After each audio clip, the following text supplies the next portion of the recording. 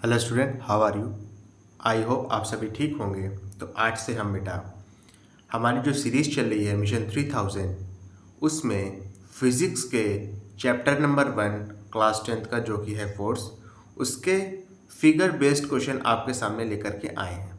ठीक है, बेसिकली ये न्यूमेरिकल का ही क्वेश्चन है, लेकिन हम इसको एक स्पेशल नाम देंगे। यह है फिगर बेस्ड क्वेश्चन, यानी इसमें फिगर दिया रहता है। ठीक है, फर्स्ट क्वेश्चन क्या है, लिखा है write the expression for calculating the very sorry बेटा, लिखा है write the expression for calculating the moment of force about point O. Point O के अबाउट आपको मोमेंट ऑफ फोर्स निकालना है। मोमेंट ऑफ फोर्स का मतलब क्या होता है, टॉर्क। टॉर्क होता है ना, और टॉर्क का सिंपल सा फॉर्मूला है जो कि आपको पता होना चाहिए। ठीक है, तो सॉल्यूशन देख लो। ठीक है, देखो मोमेंट ऑफ फोर्स का मतलब होता है टॉर्क, और टॉर्क का सिंपल सा फॉर्मूला है कि फोर्स, ठीक है,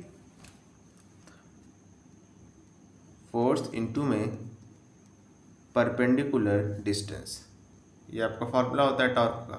समझ रहे हो ना। अच्छा, टॉर्क को टाउ से दिखाते हैं ऐसे करके। फोर्स यहाँ पर क्या दिया है, एफ दिया है, इनटू में परपेंडिकुलर डिस्टेंस क्या दिया है, देखो जरा। परपेंडिकुलर डिस्टेंस हमेशा जो लाइन ऑफ फोर्स है और जो पाइवेट है, यानी जो फिक्स्ड पॉइंट है, यानी जो एक्सिस ऑफ रोटेशन है, उसके बीच में हम पता करते हैं क्या, परपेंडिकुलर डिस्टेंस। फोर्स यहाँ से लग रहा है तो लाइन ऑफ फोर्स ये हो गई। जो आपका एक्सिस है, एक्सिस ऑफ रोटेशन, या जिसको आप पाइवेट कहते हो या जिसको फलक्रम भी कह सकते हो, वो आपका ओ दिया है। यानी ओ और इस लाइन के बीच का डिस्टेंस को हम क्या कहेंगे, परपेंडिकुलर डिस्टेंस कहेंगे। तो वो क्या दिया है, ओपी दिया है, तो यहाँ पे ओपी लिख लो। ठीक है, तो कह रहा था right the expression for calculating the moment of force, तो आपने लिख दिया कि एफ इंटू में ओपी। एफ आपका फोर्स दिया है, ओपी आपका परपेंडिकुलर डिस्टेंस है। क्लियर है अच्छे से। चलो नेक्स्ट क्वेश्चन, यही आपका फाइनल आंसर है। ठीक है, देखिए क्या लिखा है, लिखा है the moment of force of 10 newton about a fixed point O is 5 newton metre.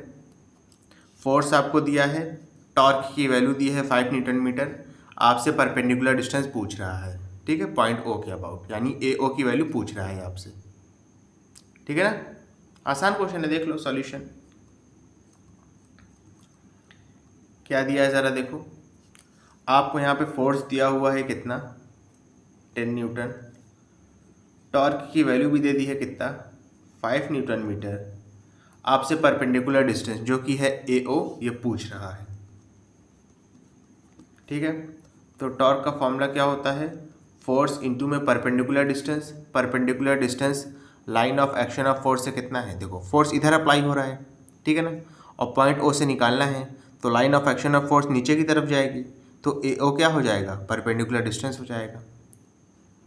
ठीक है, टॉर्क की वैल्यू 5 है, फोर्स आपका 10 है, ए ओ की वैल्यू यहाँ से पता कर लो, इधर आ जाएगा, तो ये हो जाएगा 5/10 इज इक्वल टू ए ओ।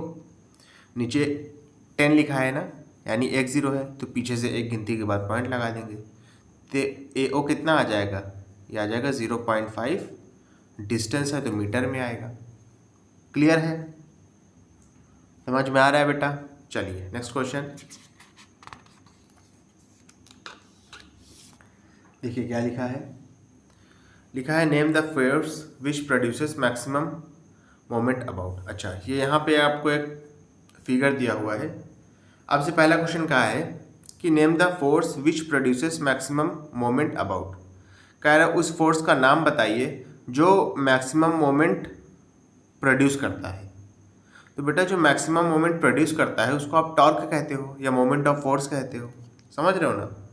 तो सॉल्यूशन लिखो, फर्स्ट पार्ट क्या हो जाएगा, टॉर्क कह लो, या टॉर्क को ही क्या कहते हैं, मोमेंट ऑफ फोर्स,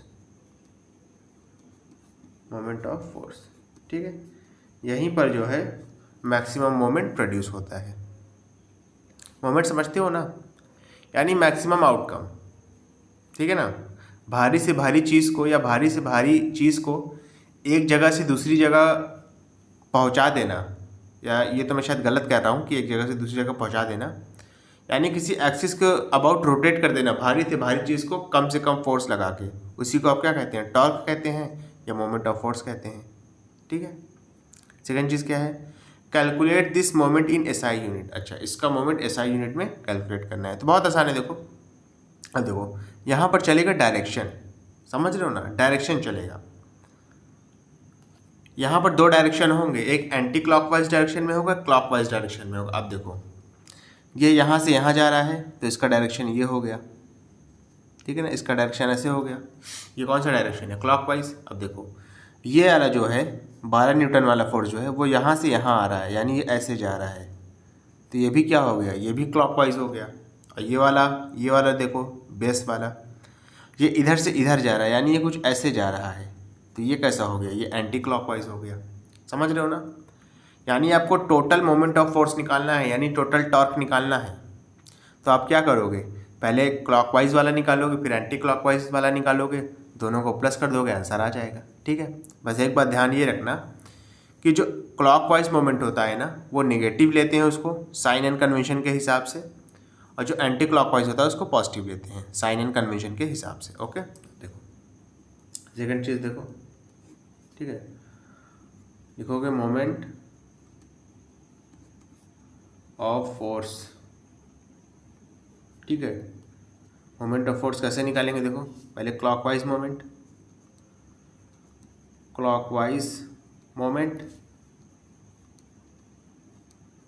समझ रहे हो, प्लस में anti clockwise moment. Okay. Clockwise moment जो भी आएगा उसको नेगेटिव में ले लेंगे। ठीक है। अब निकालते हैं, देखो पहले इस फोर्स के अबाउट निकालते हैं, तो इसका फोर्स दिया है 10, परपेंडिकुलर डिस्टेंस दिया है 4, तो 10 × 4 हो जाएगा प्लस में। फिर इस मोमेंट के अबाउट, इस फोर्स के अबाउट निकालते हैं, ये भी क्लॉकवाइज है, इसका फोर्स दिया है 12, परपेंडिकुलर डिस्टेंस कितना दिया है 2.5, तो 12 इंटू में 2.5। ठीक है, प्लस में। एंटी क्लॉकवाइज तो प्लस में ही रहता है, तो कोई घबराने वाली बात ही नहीं है। एंटी क्लॉकवाइज का फोर्स कितना दिया है 12 दिया है, ठीक है, और ये कितना दिया है परपेंडिकुलर डिस्टेंस 2 दिया है। सॉल्व कर लो, माइनस में 10 4 = 40, प्लस में 12 को 2.5 से मल्टीप्लाई करोगे आंसर आएगा 30, प्लस में 12 2 = 24, 40 और 30 70 हो जाएगा, तो -70 प्लस में 24। ठीक है, सॉल्व कर लो, आंसर आ जाएगा। ये आंसर कितना आएगा, -46 न्यूटन मीटर। अच्छा, माइनस साइन क्या इंडिकेट करता है, माइनस साइन ये इंडिकेट करता है कि जो ओवरऑल मोमेंट ऑफ फोर्स होगा ना वो क्लॉकवाइज डायरेक्शन में होगा। ठीक है, तो आप इसको ये भी लिख सकते हो कि 46 न्यूटन मीटर, नेगेटिव का मतलब क्लॉकवाइज होता है। ठीक है, क्लॉकवाइज डायरेक्शन में। क्लियर है। अब देखो थर्ड पार्ट, देखो इसका लिखा है state 2 factor that affect the centre of gravity of the body. Centre of gravity को कौन से 2 फैक्टर अफेक्ट करते हैं, तो इसका सिंपल सा आंसर है बेटा, सेंटर ऑफ ग्रेविटी पता है ना क्या होता है। सेंटर ऑफ ग्रेविटी उस पॉइंट को कहते हैं किसी भी बॉडी में जहाँ पर हम मान लेते हैं कि इस पूरे बॉडी का वेट जो है उस एक पॉइंट पर एक्ट कर रहा है।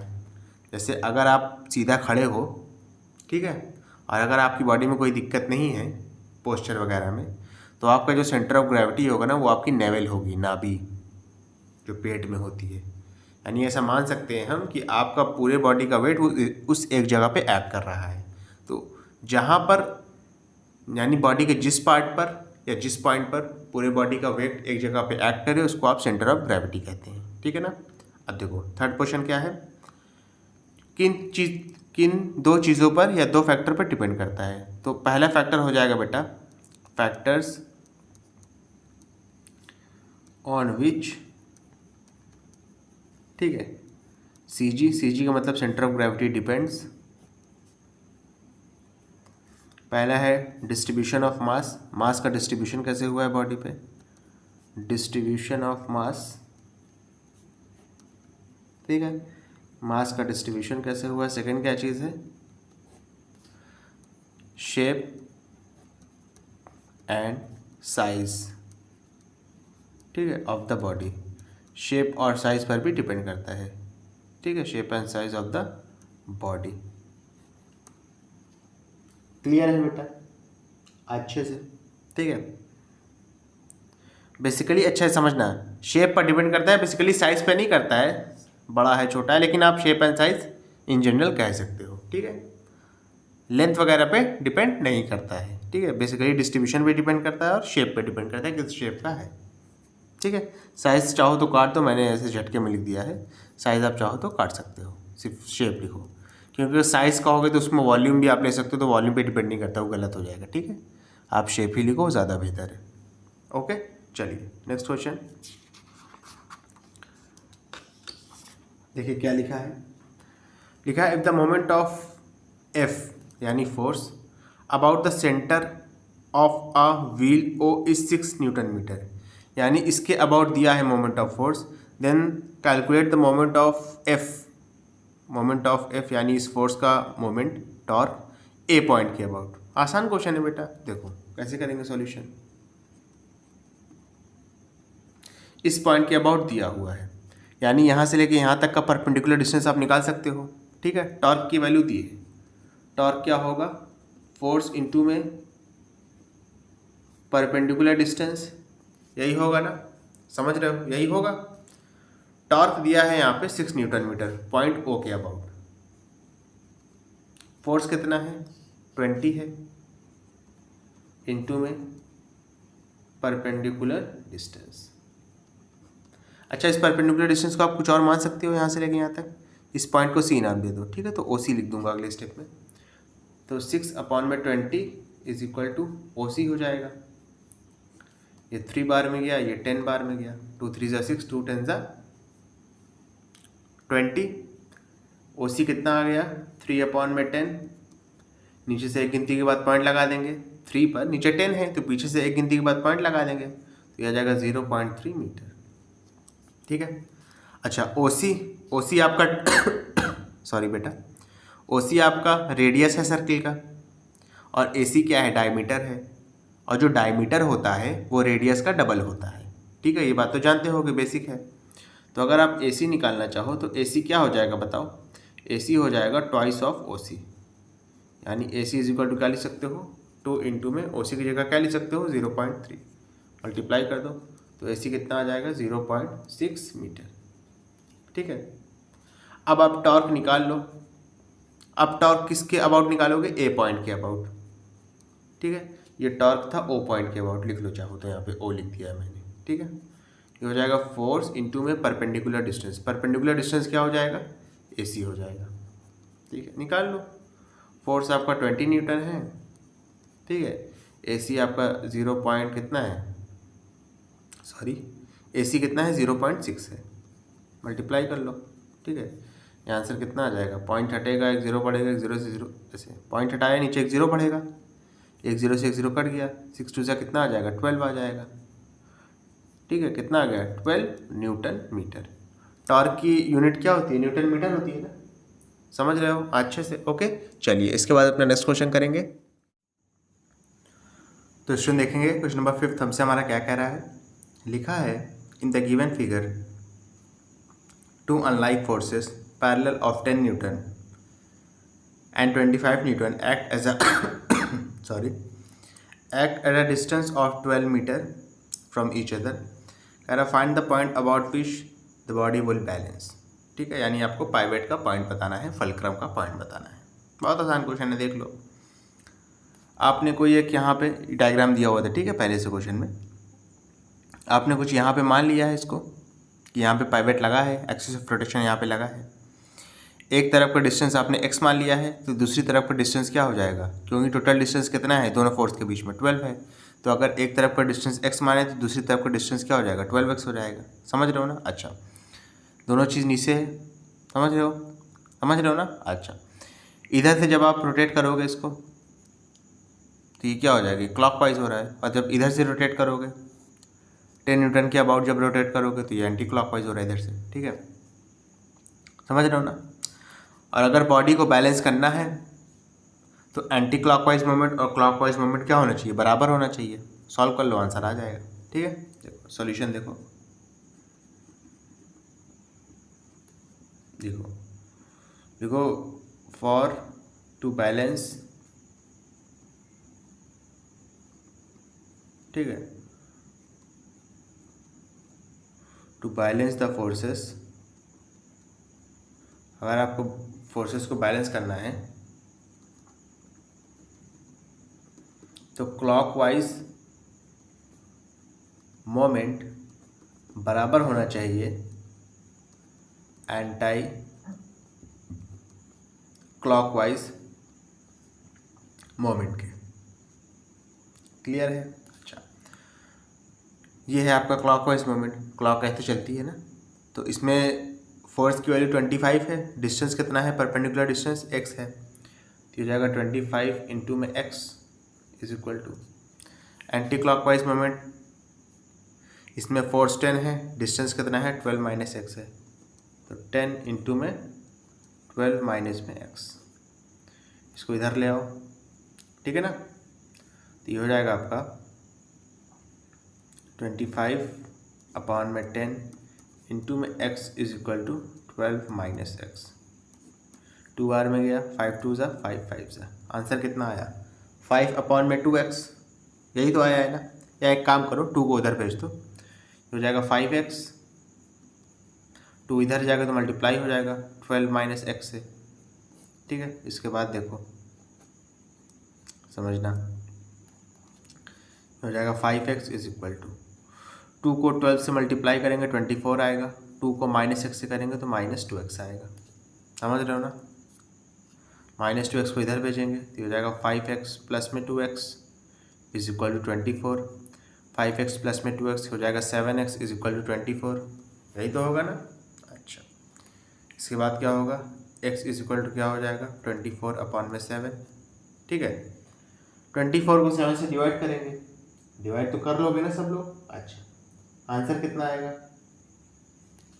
7 3 ज़ा, एक्स की वैल्यू लिख रहा हूँ, ठीक है, 7 3 ज़ा 21, रिमाइंडर 3 बचेगा, पॉइंट लगेगा, 0 बढ़ेगा, ठीक है, 30 हो जाएगा, फिर 7 4 ज़ा 28, 7 4 ज़ा 28 हो जाएगा, फिर 2 बचेगा, 0 बचेगा, 2 0 20 हो जाएगा, 7 2 ज़ा 14 हो जाएगा, 14 हो जाएगा ना।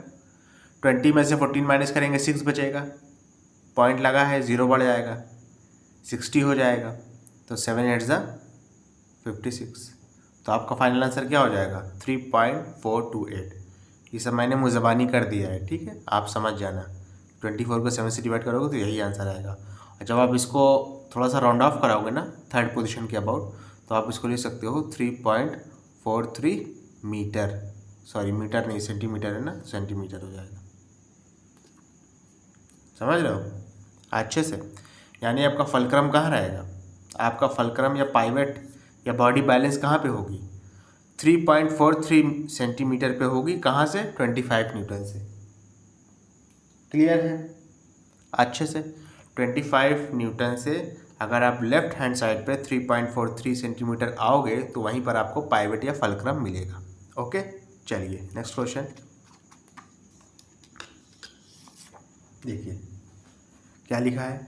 लिखा है a wheel of diameter 1.6 metre is shown in the figure with axle at O. अच्छा, a force of 4 newton is applied at B in the direction shown in the figure, calculate the moment of force about O and A. आसान question है, देखो solution. आपको ये दिया है force, ठीक है, आपको ये पूरा डिस्टेंस दे दिया है, पूरे डायमीटर दे दिया 1.6 metre.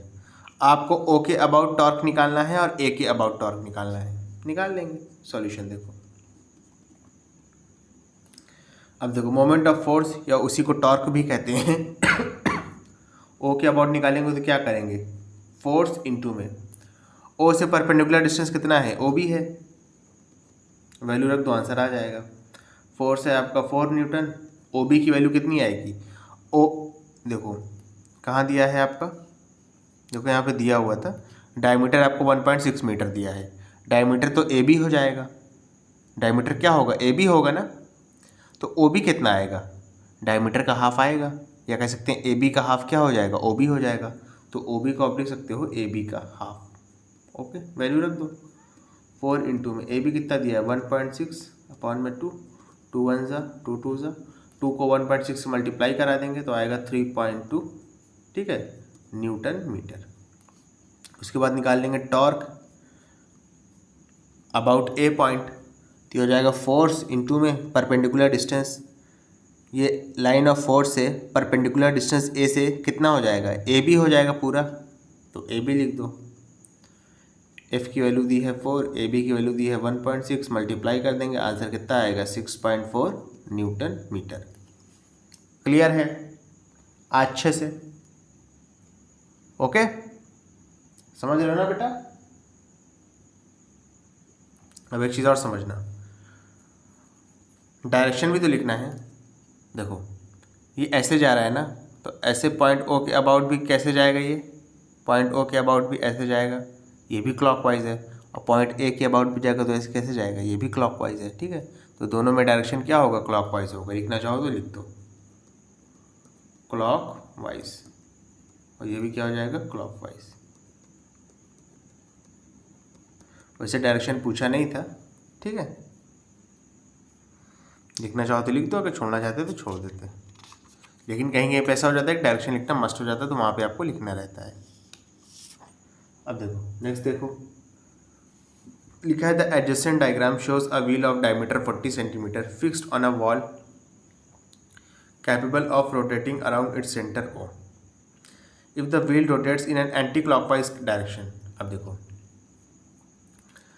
Axis of rotation O दे दिया है, यानी पाइवेट पॉइंट या फलक्रम ओ पर है, और कह रहा है व्हील जो है एंटी क्लॉकवाइज डायरेक्शन में रोटेट कर रही है, यानी एंटी क्लॉकवाइज मोमेंट ज़्यादा होगा क्लॉकवाइज मोमेंट से, तभी तो रोटेट कर रही है ना। फर्स्ट चीज़ क्या पूछा है, क्लॉकवाइज मोमेंट पूछा है। क्या पूछा है आपसे, क्लॉकवाइज मोमेंट पूछा है। आसान क्वेश्चन है, देखो सॉल्यूशन देखो समझना, आपका ये जो वेट लटक रहा है ना, ये और इस पॉइंट पे, जब आप इस यहाँ से ओ की तरफ जाओगे ना, तो ये क्या बनाएगा, ये क्लॉकवाइज बनाएगा। तो क्लॉकवाइज मोमेंट जब आप निकालोगे, क्लॉकवाइज मोमेंट जब आप निकालोगे बेटा, तो एक बात का ध्यान रखना कि फोर्स लोगे 100 ग्राम फोर्स, ठीक है, और जो परपेंडिकुलर डिस्टेंस है ना, वो आप यहाँ से लेके यहाँ तक लोगे, यानी सर्किल का रेडियस लोगे। ओके, तो हो जाएगा फोर्स इंटू में रेडियस, ठीक है ना। फोर्स आपका 100 ग्राम फोर्स है, रेडियस कितना हो जाएगा, डायमीटर दिया है 40 सेंटीमीटर, रेडियस कितना हो जाएगा, उसका हाफ हो जाएगा, यानी 20 सेंटीमीटर हो जाएगा, ठीक है। मल्टीप्लाई कर लो, 100 को 20 से मल्टीप्लाई करेंगे तो आंसर आएगा 2000 gram force centimetre. Okay, next चीज़ क्या है, कह रहा है state whether x is equal to, ये जो x है क्या ये 100 ग्राम फोर्स होगा, या 100 ग्राम फोर्स से कम होगा, या 100 ग्राम फोर्स से ज़्यादा होगा। तो देखो बेटा, क्वेश्चन में पहले ही कह दिया था कि एंटी क्लॉकवाइज मोमेंट, यानी कि आपका ये जो व्हील है एंटी क्लॉकवाइज डायरेक्शन में मूव कर रहा है। अब एंटी क्लॉकवाइज डायरेक्शन में मूव करने का मतलब है कि एंटी क्लॉकवाइज मोमेंट ज़्यादा डोमिनेंट है क्लॉकवाइज मोमेंट के मुकाबले, या तो ऐसा कह सकते हैं कि एंटी क्लॉकवाइज मोमेंट ज़्यादा है क्लॉकवाइज मोमेंट के मुकाबले, ठीक है। अब देखो एंटी क्लॉकवाइज मोमेंट लोगे तो इसका परपेंडिकुलर डिस्टेंस क्या हो जाएगा, ओपी हो जाएगा। अब देखो यहाँ पे मैं साइड में लिख के बता रहा हूँ, एंटी क्लॉकवाइज मोमेंट, ठीक है। फोर्स क्या दिया है, x ग्राम फोर्स दिया है, ठीक है, x ग्राम फोर्स, ये इंटू में, ये इंटू वाला साइन है, ठीक है, x ये है, ये इंटू वाला है। परपेंडिकुलर डिस्टेंस क्या हो जाएगा, ओपी हो जाएगा।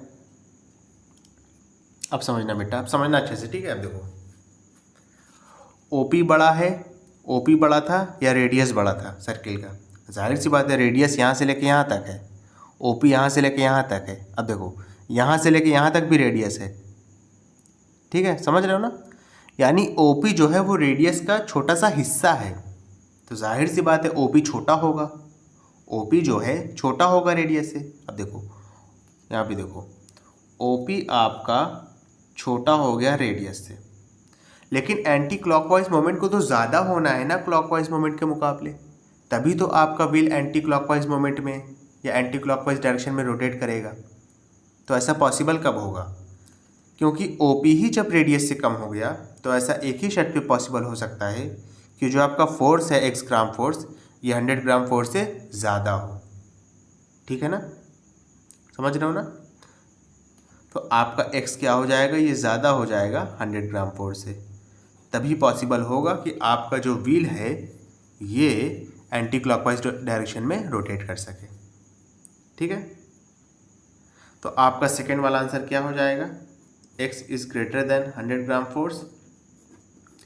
इसका रीज़न क्या होगा बेटा? ठीक है, अब देखो रीज़न इसका होगा कि एज OP इज़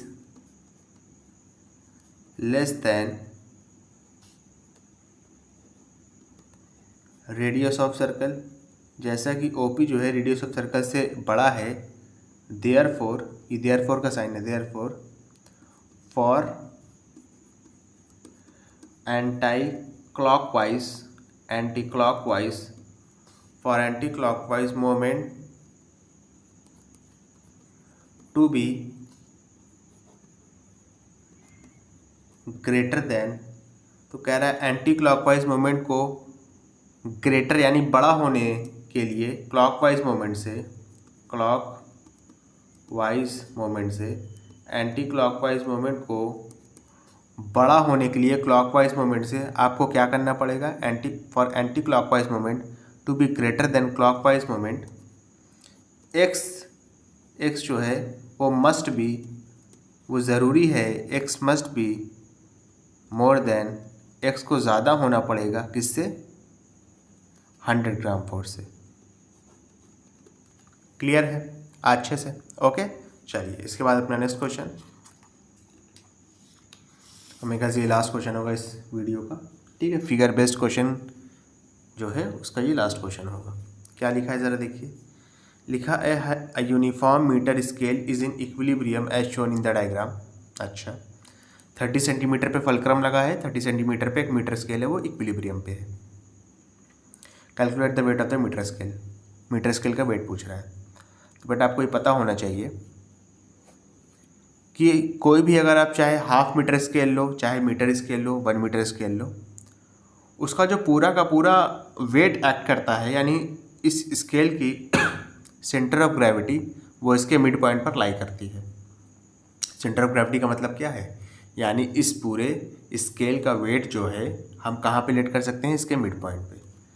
पूरी लेंथ 100 सेंटीमीटर है तो मिड पॉइंट कहाँ होगा, 50 सेंटीमीटर पे होगा। तो यहाँ पर मान लेते हैं हम, यहाँ पर क्या मान लेते हैं, 50 सेंटीमीटर पे, सॉरी ये 50 सेंटीमीटर पे इसका क्या हो जाएगा, वेट हो जाएगा। वेट को आप W मान लो।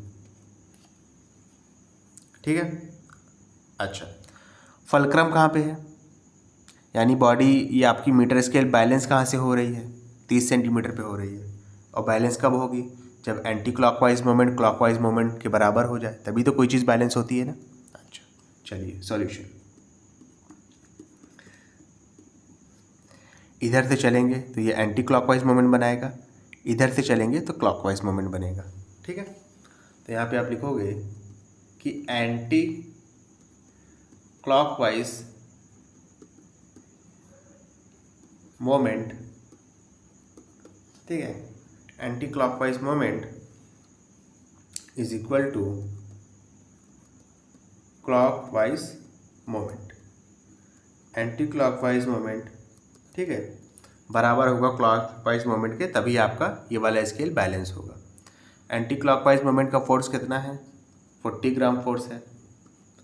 परपेंडिकुलर डिस्टेंस कितना है, 5 सेंटीमीटर से लेकर के 30 सेंटीमीटर के बीच में कितने का डिफरेंस है, 25 सेंटीमीटर का डिफरेंस है ना। और नहीं समझ में आ रहा तो दोनों को माइनस कर लेना। ठीक है, यानी परपेंडिकुलर डिस्टेंस 25 हो गया। क्लॉकवाइज मोमेंट में इसका फोर्स कितना है, स्केल के वज़न के बराबर, यानी कि W। परपेंडिकुलर डिस्टेंस कितना है, यहाँ से लेके 30 से लेके 50 के बीच में है, तो इनके बीच का डिस्टेंस कितना हो जाएगा, 20 हो जाएगा। माइनस किया है दोनों को। ठीक है, यहाँ से W निकाल लेंगे, कैसे निकालेंगे, 40 इंटू में 25 अपॉन में 20, 0 से 0 गया, 2 1 ज़ा 2 2 ज़ा, 2 को 25 से मल्टीप्लाई करेंगे तो W की वैल्यू कितनी आ गई, 50 ग्राम फोर्स, ठीक है ना। यानी आपका जो यूनिफॉर्म मीटर स्केल है उसका वज़न कितना आ गया, 50 ग्राम फोर्स, ठीक है। अब नेक्स्ट चीज़ देखिए, लिखा है which of the following option is correct to keep the ruler in equilibrium when 40 gram force weight is shifted to 0 centimetre mark. कह रहा है अगर ये 40 ग्राम फोर्स का जो वेट है इसको अगर हम 5 सेंटीमीटर से उठा करके 0 सेंटीमीटर मार्क पर रख दें तो ये जो फलक्रम है ये किधर शिफ्ट होगा, ये 0 सेंटीमीटर की तरफ आएगा या 100 सेंटीमीटर यानी आगे की तरफ जाएगा। तो इसको करने के लिए पहले आपको इस 40 ग्राम फोर्स का जो वज़न है इसको 0 पे लाना पड़ेगा। चलिए ले आते हैं, ठीक है। अब देखो, अब ये 0 सेंटीमीटर का मार्क है और यहाँ पे क्या आ गया है, 40 ग्राम फोर्स आ गया है, ठीक है, ठीक है ना। अब देखो कुछ देर के लिए लेट कर लेते हैं कि जो फलक्रम है ये अभी भी 30 पे ही अटका हुआ है। फलक्रम कहाँ पे है, ये अभी भी 30 पे ही है, मान लेते हैं एक बार। फलक्रम कहाँ है, अभी भी 30 सेंटीमीटर पे है। इस बॉडी का वेट कितना था, इस बॉडी का वेट 50 सेंटीमीटर था, सॉरी 50 सेंटीमीटर पे इसका सेंटर ऑफ ग्रेविटी होगा मीटर स्केल का। और इसका वेट कितना था, वेट बताना, वेट अब पता कर चुके, कितना आया था, 50 आया था ना। यहाँ पे देखो ये 50 लिख लिया। अब देखो समझना, ये पार्ट सी मैं आपको समझाने के लिए बता रहा हूँ, ठीक है। अब अगर आप इसमें निकालते हो एंटी क्लॉकवाइज मोमेंट और क्लॉकवाइज मोमेंट, तो आप ये ध्यान रखना कि ये जो एंटी क्लॉकवाइज मोमेंट अब निकलेगा ना ये बड़ा होगा क्लॉकवाइज मोमेंट के मुकाबले। चाहो तो करके देख लो, समझ रहे हो ना। क्योंकि जब आप अगर आप ए एम निकालोगे, सॉरी मैं थोड़ा हकला गया था, वेरी सॉरी फॉर दैट। अगर अब आप एंटी क्लॉकवाइज मोमेंट निकालोगे तो फोर्स कितना है, 40 ग्राम फोर्स है, ठीक है ना, 40 है।